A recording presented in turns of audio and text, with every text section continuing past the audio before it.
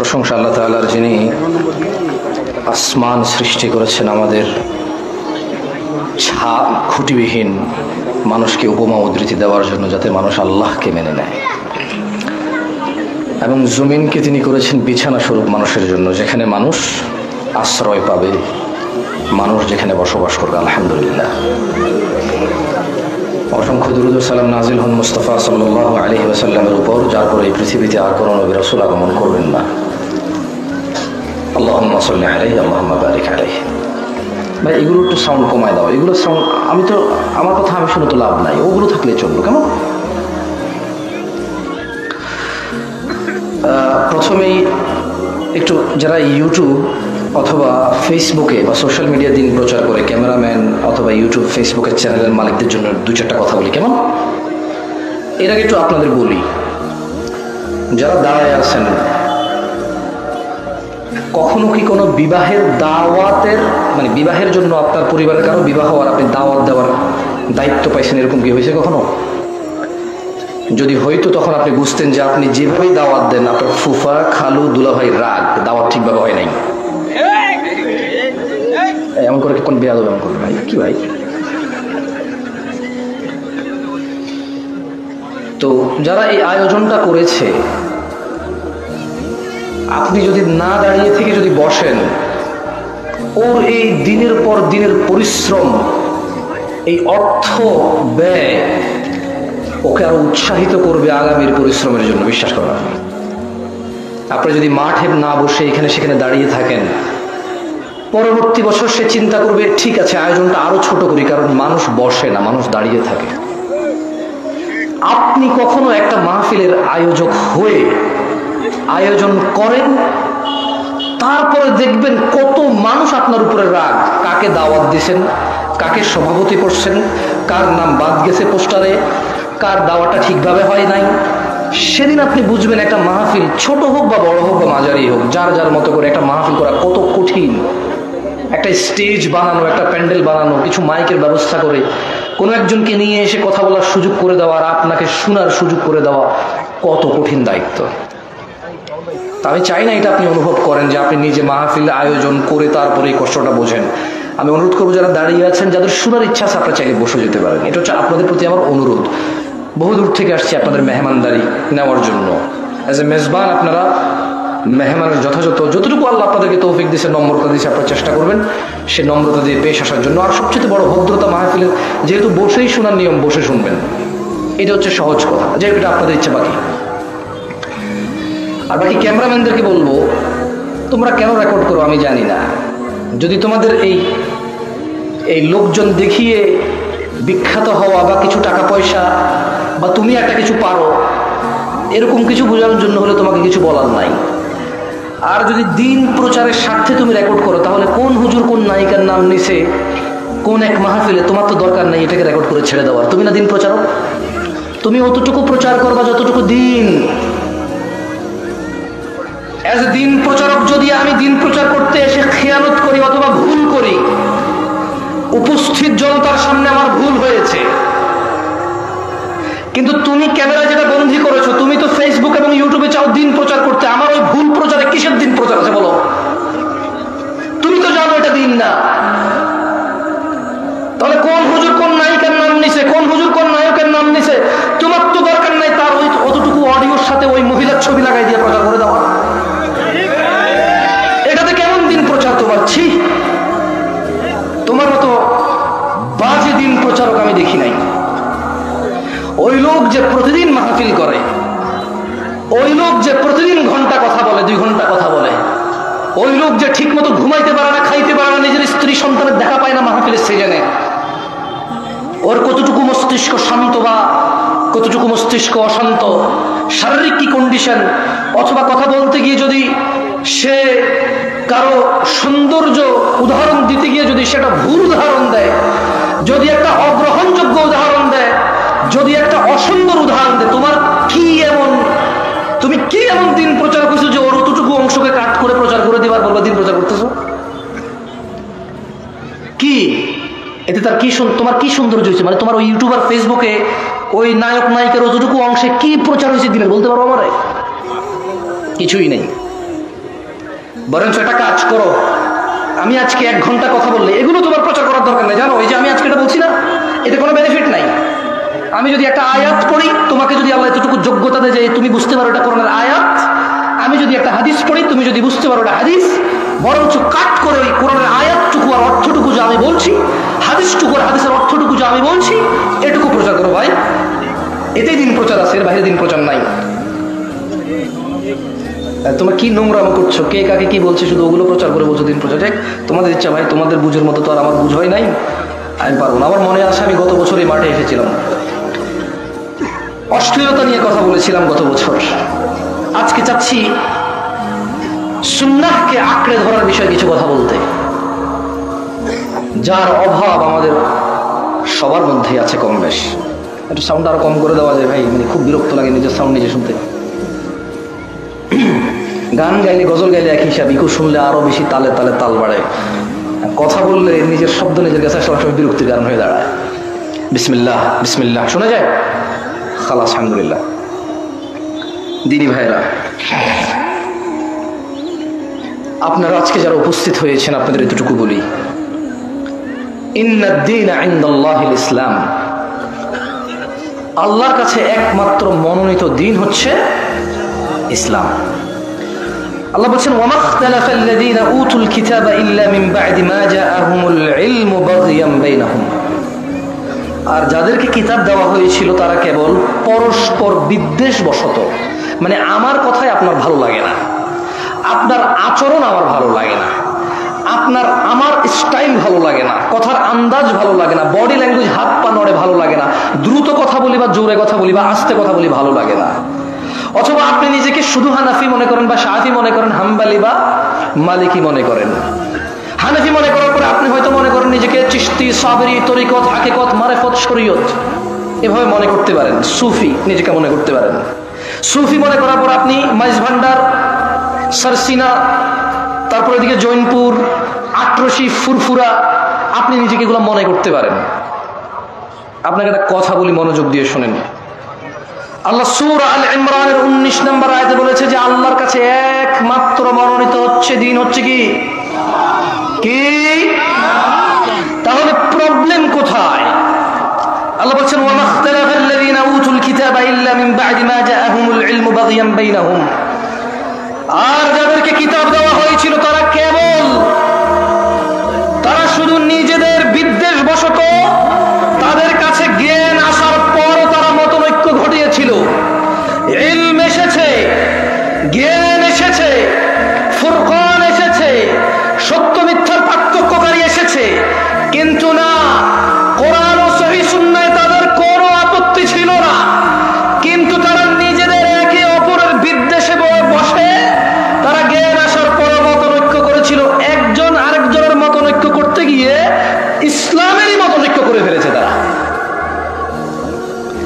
ওয়ামান ইয়াকফুর বিআয়াতিল্লাহ, ও দিনাজপুরের সচেতন নাগরিকরা, ও দিনাজপুরের সচেতন যুবক ও বৃদ্ধরা, ও দিনাজপুরের যুবতী ও বৃদ্ধরা, সচেতন যারা আছো, ওয়ামান ইয়াকফুর বিআয়াতিল্লাহ, আর যে ব্যক্তি আল্লাহর আয়াতকে অস্বীকার করে, ফাইন্নাল্লাহা সারিউল হিসাব, নিশ্চয় আল্লাহ অনেক দ্রুত হিসেব গ্রহণকারী।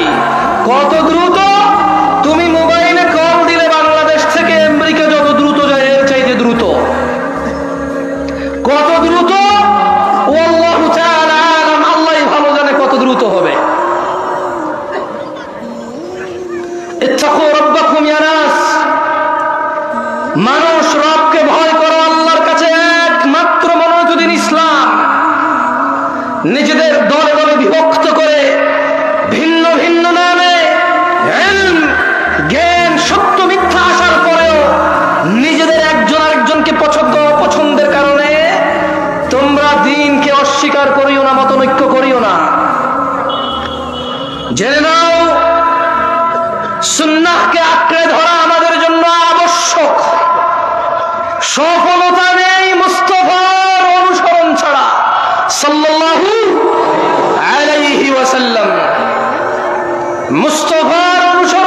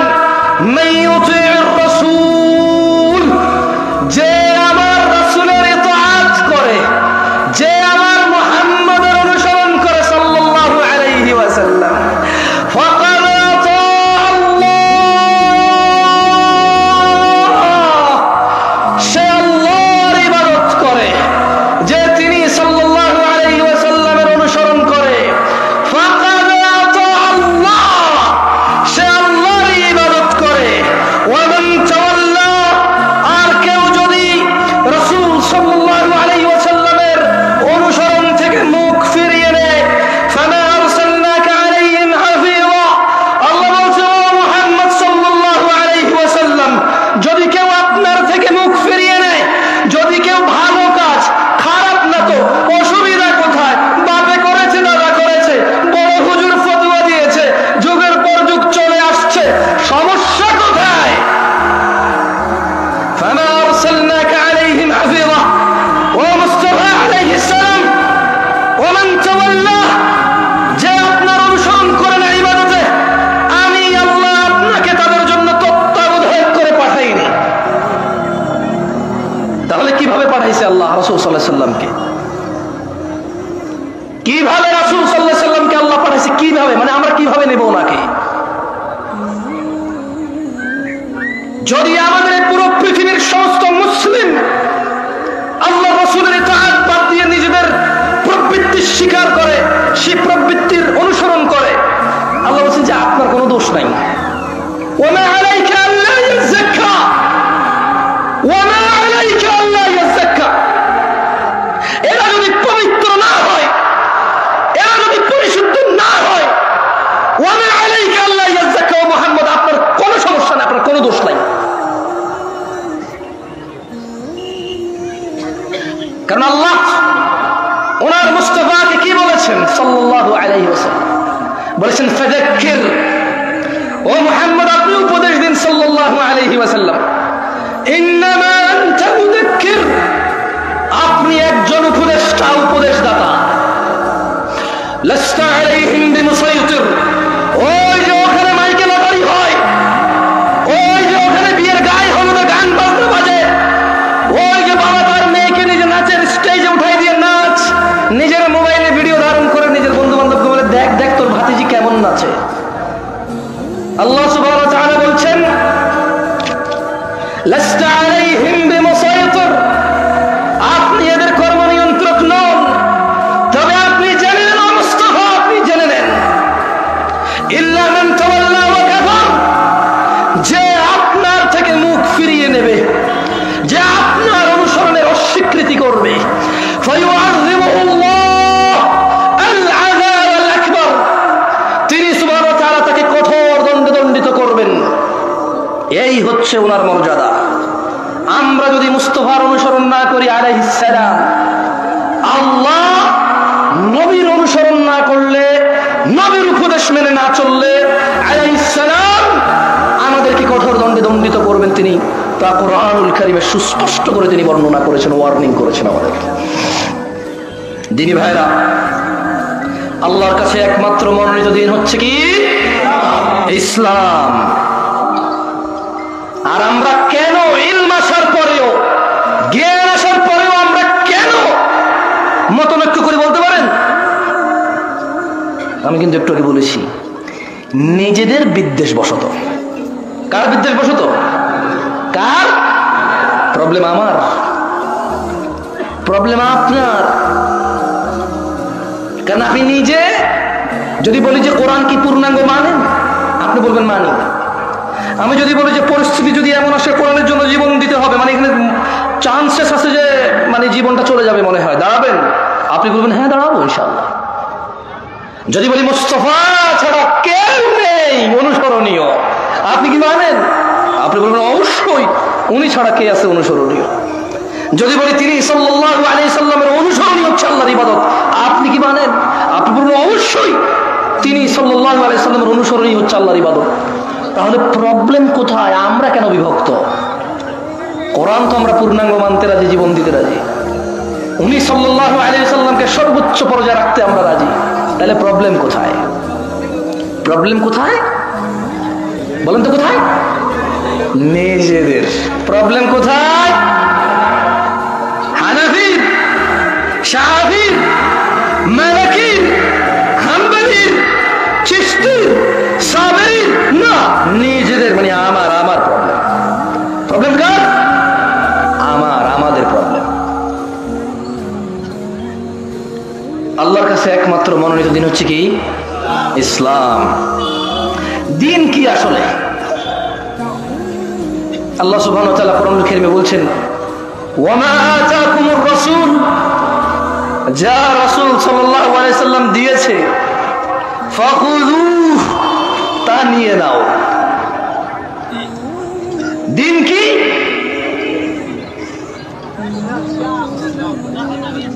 একটু মনোযোগ দিয়ে শুনিয়েন ভাই।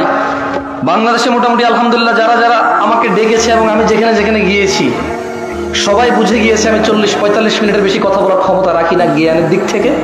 তবে আলহামদুলিল্লাহ দাঁড়াইতে পারবো অনেকক্ষণ, বক বক বক কিসা কাহিনী বললে বহুক্ষণ বলা যাবে। তবে নর্মালি বক্তব্য আমার 40-45-50 মিনিটেরই হয়। আপনাদের বিরক্ত করবো না। এরপরে ফজিলাতুল শেখের সমাপনী বক্তব্য আপনারা শুনে যাবেন ইনশাআল্লাহ।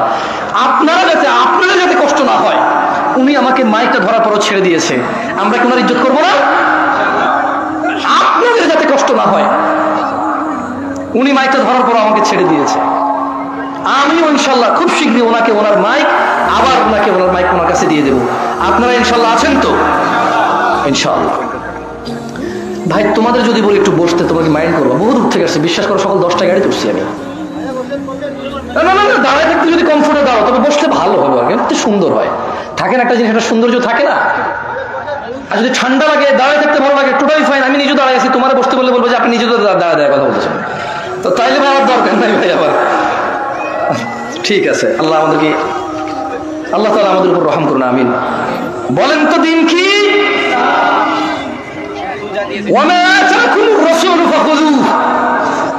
রাসূল যা দিয়েছে তা নিয়ে নাও, ওয়ামা নাহাকুম আনহু ফান্তাহু, যা থেকে তিনি নিষেধ করেছেন তা তোমরা বর্জন করো। ওয়াত্তাকুল্লাহ, আর তোমরা আল্লাহর তাকওয়া অবলম্বন করো। ইন্নাল্লাহা শাদীদুল ইকাব, ও মানুষ, নিশ্চয়ই আল্লাহ শাস্তি দানে অনেক অনেক অনেক অনেক অনেক অনেক অনেক বেশি কঠোর। আল্লাহ শাস্তি দানে অনেক কঠোর।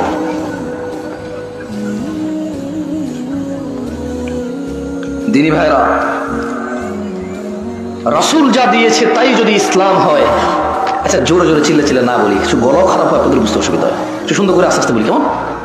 আচ্ছা, রাসূল যা দিয়েছে তা যদি নিয়ে নিতে হয় কোরআনের আদেশ অনুযায়ী, রাসূল যা নিষেধ করেছে তা যদি ছেড়ে দিতে হয় কোরআনের আদেশ অনুযায়ী, তাহলে রাসূল সাল্লাল্লাহু আলাইহি ওয়াসাল্লাম দিয়েছে কতটুকু?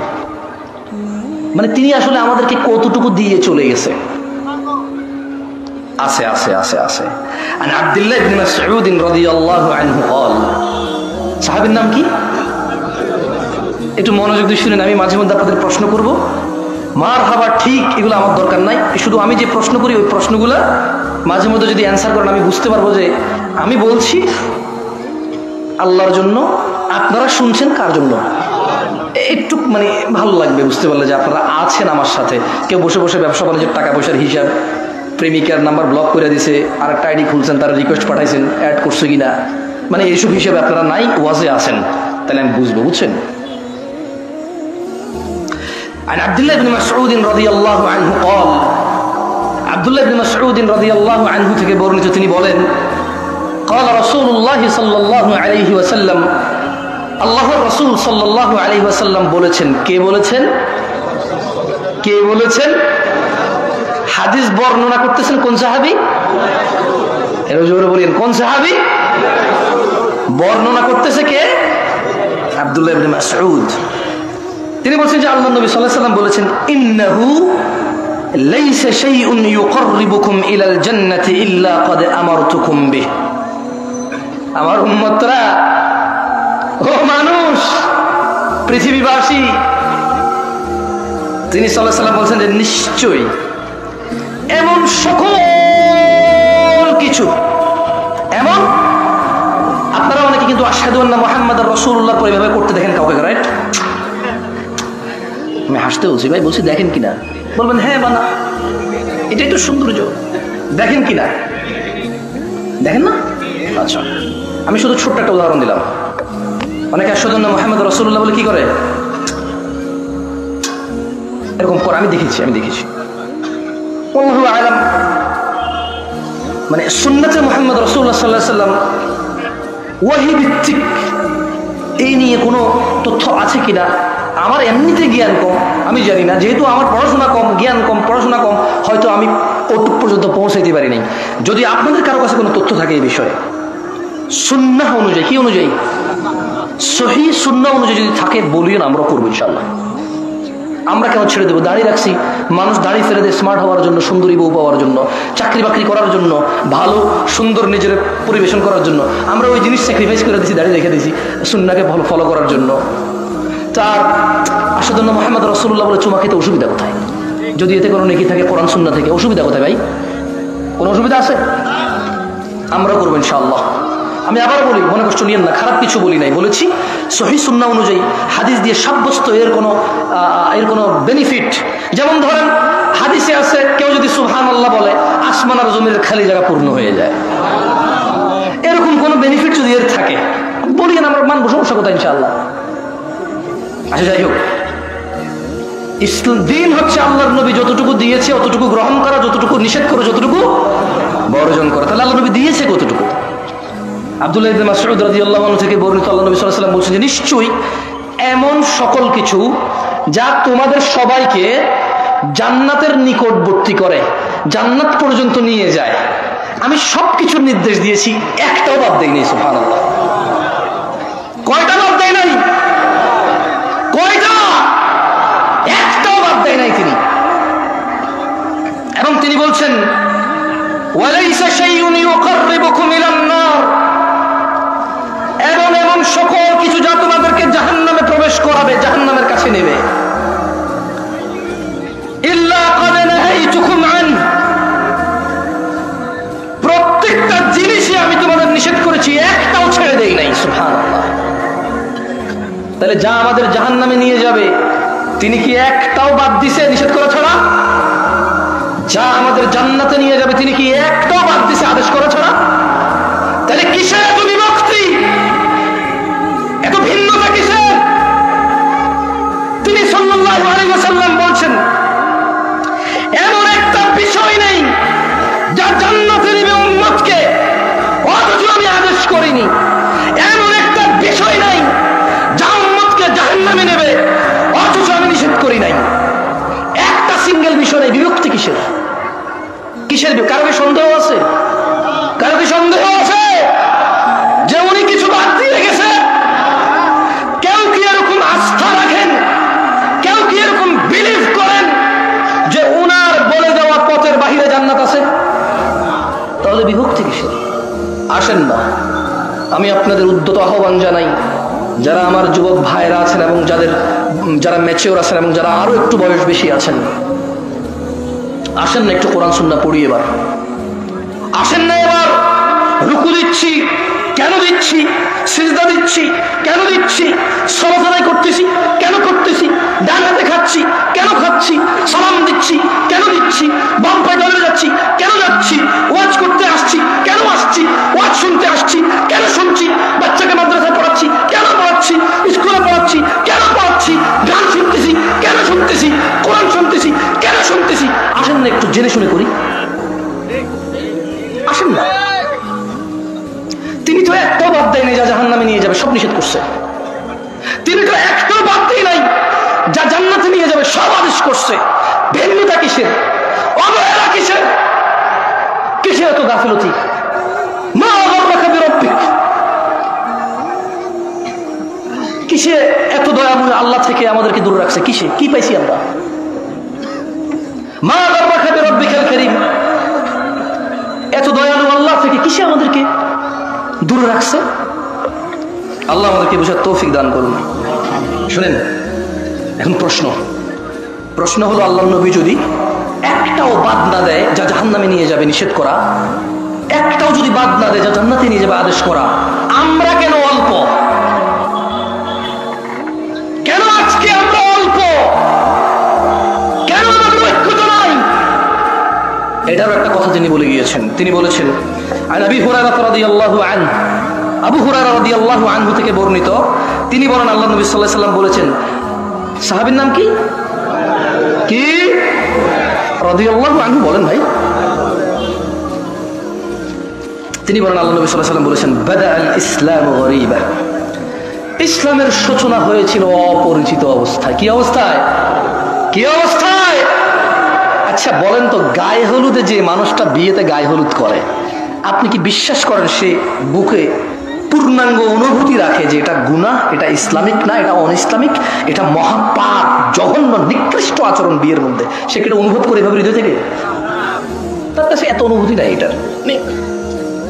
মানে আপনি কি মনে করেন এই যে আমাদের বোনরা খোলামেলা চুল, গেঞ্জি, শার্ট, প্যান্ট পরে ঘুরে, ফেসবুকে ছবি দেয়, জামাই বউয়ের ছবি, রুমের ভিতরের ছবি, মানে কথায় কথায় ছবি, যারা নিজেদের সৌন্দর্য প্রকাশ করে বেড়ায় যে বোনরা, আপনি কি মনে করেন যে সে এটা বিলিভ করে তার পাপ হচ্ছে, সে আগুনে জ্বলতে পারে এই পাপের জন্য?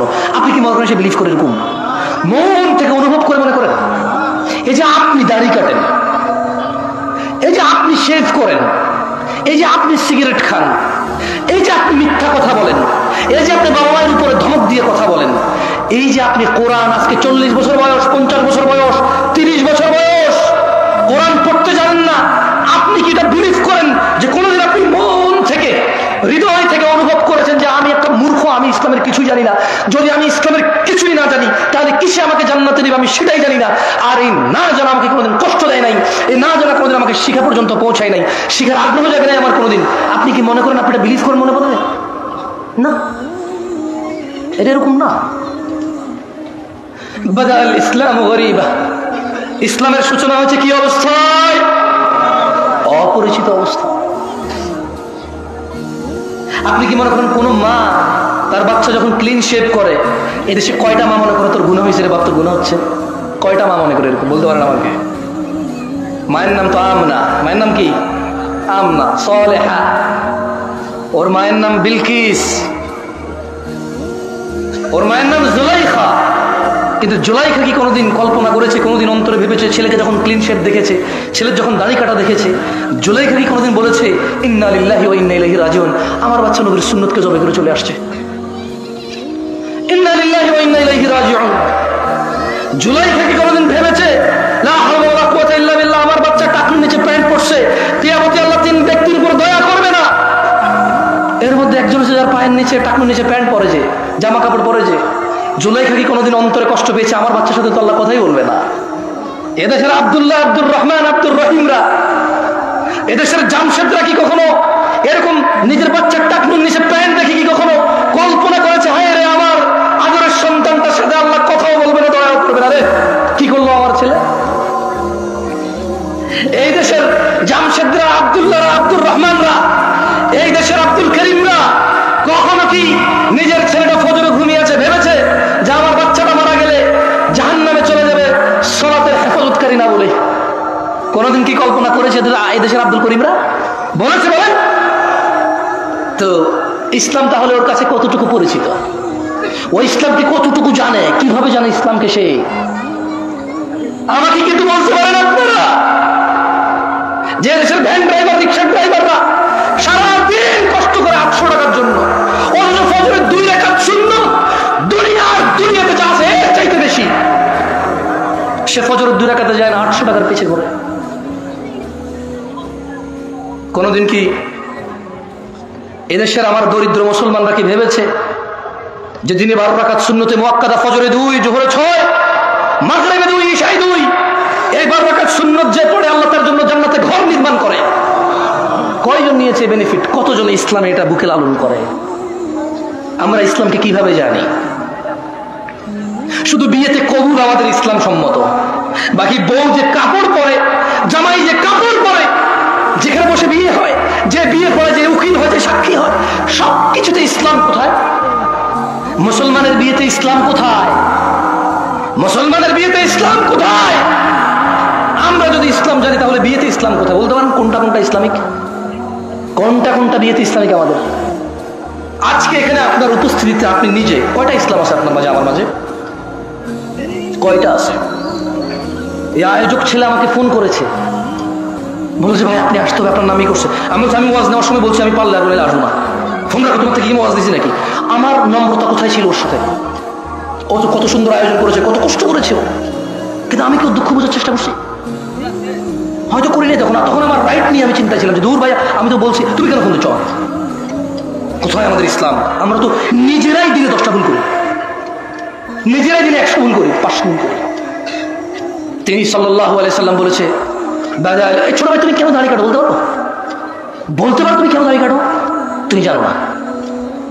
Maybe you look nice, you think like that, তোমার একটা চিন্তা, জাস্ট তোমার একটা ধারণা। মেবি তুমি বৃদ্ধ দেখতে চাও না নিজেকে, দাঁড়িয়ে একটা বুড়া বুড়া মনে হয়, হয়তো তোমার মাথায় একটা ঢুকছে পোকা। Otherwise what else? আর কি মানে, আর কি হতে পারে এখানে? পারপাস কি হতে পারে দাড়ি কাটার? মানে কি? জ্ঞান বেড়ে যায়, উচ্চতা বেড়ে যায়, বংশমর্যাদার পরিচয় চেঞ্জ হয়ে যায়, চাকরি হয়ে যায়, হোয়াট? তুমি প্রতি বৃহস্পতিবার রাতে কাটো, শুক্রবারকে উদ্দেশ্য করে। তুমি বিয়েতে যাওয়ার আগের দিন কাটো, তুমি বেড়াইতে যাওয়ার আগের দিন কাটো, তুমি শহরে যাওয়ার আগের দিন কাটো, তুমি বাড়িতে ফেরার দিন কাটো। কেন ভাই? তুমি নিজে জানো না। ইসলামের সূচনা হয়েছিল কি অবস্থায়? সবাই বলেন, ইসলামের সূচনা হয়েছিল কি অবস্থায়? অপরিচিত অবস্থায়। আল্লাহ নবী সাল্লাল্লাহু আলাইহি সাল্লাম বলছেন, বাদাআল ইসলামু গরীবা, ইসলামের সূচনা হয়েছিল অপরিচিত অবস্থায়।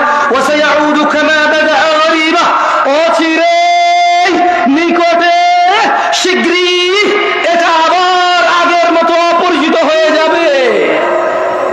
খুব শীঘ্রই ইসলামটা ঠিক আগের মতো অপরিচিত হয়ে যাবে। আজকে মুসলমানের বিয়েতে ইসলামই খুঁজে পাওয়া যায় না। আজকে মুসলমানের পড়ালেখার বিদ্যালয়ে ইসলাম খুঁজে পাওয়া যায় না। আজকে মুসলমানের ঘরে বাবা মা আর ছেলে মেয়ের ভিতরে ইসলাম খুঁজে পাওয়া যায় না। আজকে হুজুরদের ভিতরে ইসলাম খুঁজে পাওয়া যায় না। ইউটিউবার বক্তাদের বক্তব্য জনসম্মুখে প্রচার করে মানুষকে দিন শিখানোর এক নৈতিক ও এক কঠোর এবং বিশাল লাভজনক দায়িত্বে যারা নিয়োজিত, যারা নিজেরাই এই দায়িত্ব নিয়েছে, কেউ ওটা বলেনি তুমি ভিডিও করে ছাড়ো আমার ভিডিও ইউটিউবে। নিজে নিজে দায়িত্ব নিয়েছে দিন প্রচারের, অথচ প্রচার করে শুধু যতটুকু ভেজাল, যতটুকু ভুল, যতটুকু বেশি মানুষ দেখবে ততটুকু, যতটুকু ইসলাম অতটুকু নয়। বক্তা এমন বক্তব্য দেয় যে বক্তব্যের শ্রোতা ঠিক বলবে, ও জিজ্ঞেস করবে ঠিক কিনা, ব্যাস। বক্তা যখন তার দান লাগবে একরকম বক্তব্য দেয়, যখন লোকজনকে কান্না করাবে তখন একরকম বক্তব্য দেয়। এগুলো তার মুখস্থ, তার মনের ভিতরে অনুভূতি কিচ্ছু নাই। আমি এখানে ওয়াজ করতে আসছি, আপনারা শুনতে আসছেন। কত নবী রাসূল কিয়ামতে উঠবে যাদের উম্মতি থাকবে না হয়তো, অথচ আপনারা এতজন মানুষ আসছেন, স্টিল আমি আপনাদেরকে ধমক দিয়ে কথা বলতেছি। ভাই, এটা তো আল্লাহর পক্ষ থেকে নিয়ে আমার যে আলহামদুলিল্লাহ, আমি দুটা কথা বলবো, মানুষগুলো শুনতে আসছে ইসলাম। আমার উচিত ছিল আপনাদের সাথে আরো সুন্দর, আরো মোলায়ম, আরো কোমলতা দিয়ে কথা বলা। কোথায় পারলাম আমি আমার কোমলতা? মনে হচ্ছে যেন আপনারা আসছেন এটা ঠেকায় পড়ছেন। আমি একবারটা আসছি কোত্থেকে বিমানে চড়ে, আমি কোথায় আমার নম্রতা? আমি তো আসলে শঙ্কিত আমাকে নিয়েই। আপনাদের কি ওয়াজ করবো আমি আমাকে নিয়েই চিন্তিত। আল্লাহ তাআলা আমাকে ক্ষমা করুক, আপনারা আমাকে মাফ করে দিন যদি ধমক দিই আমি আপনাদের। আমি হয়তো কথা বলার ফ্লো, আমার হয়তো স্বভাবগত যাতে একটু চঞ্চল, আমি ভাই বুঝছেন, হাত পা নড়ে চড়ে, মাথা মতো গরম হয়ে যায় যখন উল্টাপাল্টা কিছু, মানে বাস্তবতা আর হাদিস একরকম, কোরআন একরকম, একটু গরম হয়ে যায়। আমি এর জন্য আন্তরিকভাবে ক্ষমা চাই। আপনারা আমার ভাই, আপনারা আল্লাহকে ভালোবেসে আসছেন, আপনারা নিজেরা টাকা খরচ করে আমাকে এখানে দাঁড় করাইছেন কথা বলার জন্য। এটা কত বড় নিয়ামত আল্লাহর পক্ষ থেকে আমার জন্য, অথচ আমি কিনা আপনাদের সাথে সুন্দর ব্যবহার করতে পারছি না। আমার মনে হচ্ছে যেন আমি মালিক হয়ে গেছি, কিনে ফেলছি আপনাদের, আমি একটা কিছু হয়ে গেছি। আল্লাহ আমাকে ক্ষমা করুন, আপনারা আমাকে মাফ করে দিন। কেমন ইসলামের পরিচয় হয়েছে কি অবস্থায়? আবার কোথায় ফিরে যাবে? সবাই বলিয়েন তো, আবার কোথায় ফিরে যাবে? কবে কবে কবে? আমাদের বিয়েতে আমরা ইসলাম পাই, আমাদের ঘরে ইসলাম আছে। মা প্রতিদিন খেয়াল রাখে তার বাচ্চা স্কুল মাদ্রাসায় গেছে কিনা, মা প্রতিদিন খেয়াল রাখে তার বাচ্চা হোমওয়ার্ক করছে কিনা। এই মা কি খেয়াল রাখে তার বাচ্চা নামাজ আদায় করছে কিনা? খেয়াল রাখে। কোথায় তার আদর, তার আদরের সন্তানের জন্য? যেখানে কিয়ামতের সর্বপ্রথম হিসাবই হবে নামাজের। ফাইন সলিহাত, যার নামাজ ঠিক থাকবে তার সে জিতে যাবে, সবল হবে। আর যার নামাজ ঠিক থাকবে না সে ধ্বংস হবে, সে লাঞ্ছিত হবে। কোথায় আমার মায়ের চিন্তা, আমার সফলতা? কোথায় আমার মায়ের চিন্তা? যাক দিনী ভাইয়েরা, আমি আবার বক্তব্য বেশি আর দীর্ঘায়িত করব না। আমি আপনাদের এতটুকু বলি, আল্লাহর দরজা চিরদিন খোলা। আমরা সিজদা করি কাকে? রুকু করি কাকে? দোয়া করি কার কাছে? অন্যায় করি কার সাথে বেশি? আমরা একে অপরের সাথে তো একে অপরকে সিজদা করি না, করি? তাহলে যা নামাজ পড়েন নাই, যা রোজা রাখেন নাই, যা দাড়ি কাটছেন, যা গান শুনছেন,